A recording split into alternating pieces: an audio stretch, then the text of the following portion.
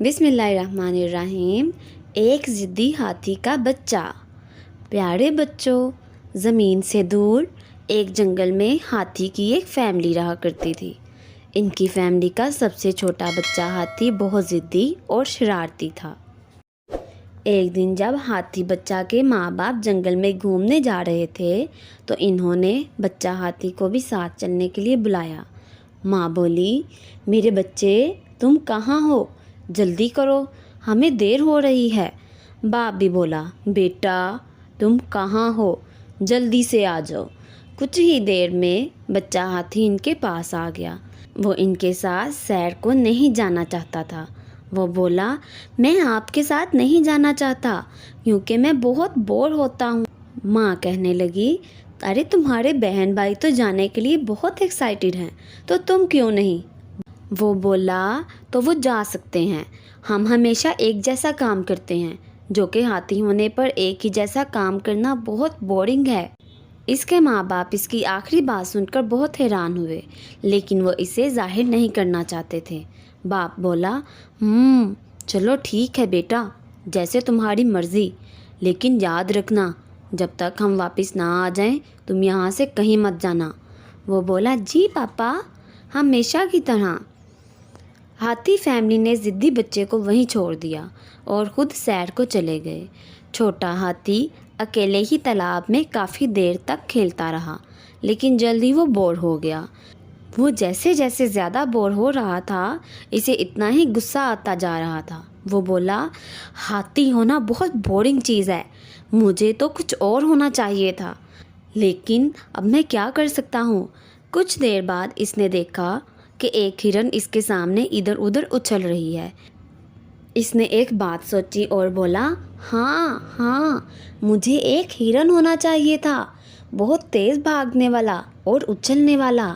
بچہ ہاتھی اب ہرن کی کاپی کرنے لگا اور اچھلنے لگا، مگر وہ اتنے بڑے پیر اور زیادہ وزن کی وجہ سے زمین پر گر گیا اور اسے چوٹ لگ گئی۔ وہ غصے سے بولا، یہ تو میرے ساتھ اور برا ہو گیا۔ بچہ ہاتھی اب جنگل میں تھوڑا اور چلنے لگا۔ وہ ایک درخت کے پاس پہنچا جہاں کچھ بندر کھیل رہے تھے۔ وہ ادھر سے ادھر اچھل رہے تھے اور مستیاں کر رہے تھے۔ اب بچہ ہاتھی ان کو دیکھ کر سوچنے لگا، بندر تو بہت مزہ کر رہے ہیں، مجھے بھی ایک بندر ہونا چاہیے تھا تاکہ میں بھی مزہ کرتا۔ وہ بندروں سے کہنے لگا، ارے بندروں دیکھو، میں بھی ایک بندر ہوں، میرے ساتھ بھی کھیلو۔ بندر اس کی بات سن کر رک گئے۔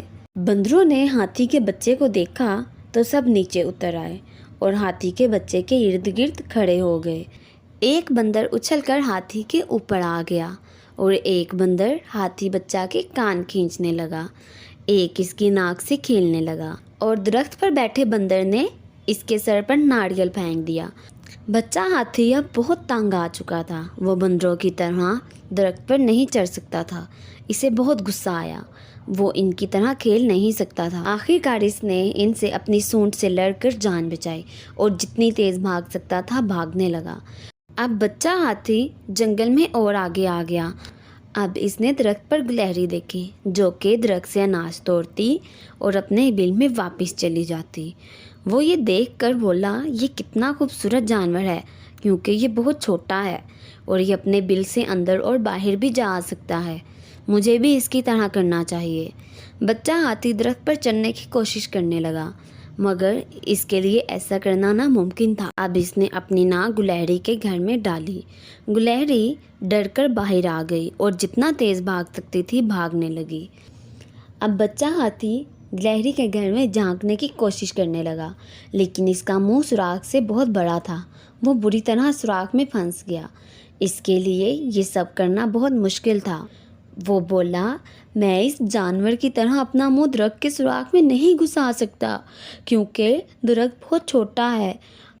اب وہ افسردہ ہو کر جنگل میں اور آگے جانے لگا۔ جیسے ہی وہ آگے آیا، اس نے ایک خوبصورت طوطا دیکھا جو کہ ایک درخت سے دوسرے درخت پر اڑ رہا تھا۔ بچہ ہاتھی اسے دیکھ کر بہت خوش ہوا۔ وہ طوطے کے قریب آیا اور بولا، اے دوست، میں بھی ایک طوطا بننا چاہتا ہوں اور اڑنا چاہتا ہوں، کیا تم مجھے بتاؤ گے کہ میں کیسے اڑ سکتا ہوں؟ طوطا بولا بالکل میں تمہیں بتاؤں گا۔ طوطا اور بچہ ہاتھی ایک ندی کی چوٹی کے پاس آ گئے جو کہ بہت اونچی تھی۔ طوطا بولا اب مجھے دیکھو کہ میں کیسے اڑتا ہوں۔ اس نے اپنے پر پھیلائے اور اڑنے لگا۔ بچہ ہاتھی نے طوطے کی کاپی کی اور وہ اڑنے کی کوشش کرنے لگا مگر وہ نیچے گر گیا۔ طوطا اپنے پروں کی مدد سے اڑ رہا تھا جبکہ بیوقوف بچہ ہاتھی ہوا کے زور میں بھی پانی میں نیچے گرنے والا تھا۔ بچہ ہاتھی بہت زور سے پانی میں گر گیا۔ وہ پانی سے باہر نکلا اور چلنے لگا۔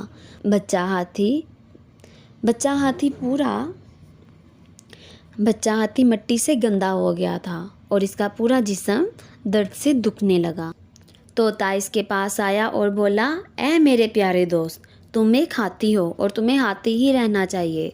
اسی وقت ایک چھوٹا سا چڑیا کا بچہ اپنے گھونسلے سے پانی میں گر گیا۔ چڑیا بہت پریشان ہوئی۔ وہ ادھر ادھر اڑنے لگی اور چلانے لگی میری مدد کرو، میرا بچہ پانی میں گر گیا ہے، پلیز کوئی میری مدد کرو۔ ہاتھی کا بچہ یہ سب کچھ دیکھ رہا تھا۔ وہ بھاگتا ہوا پانی کی طرف آیا۔ وہ پانی میں گیا اور بچے کو ڈھونڈنے لگا۔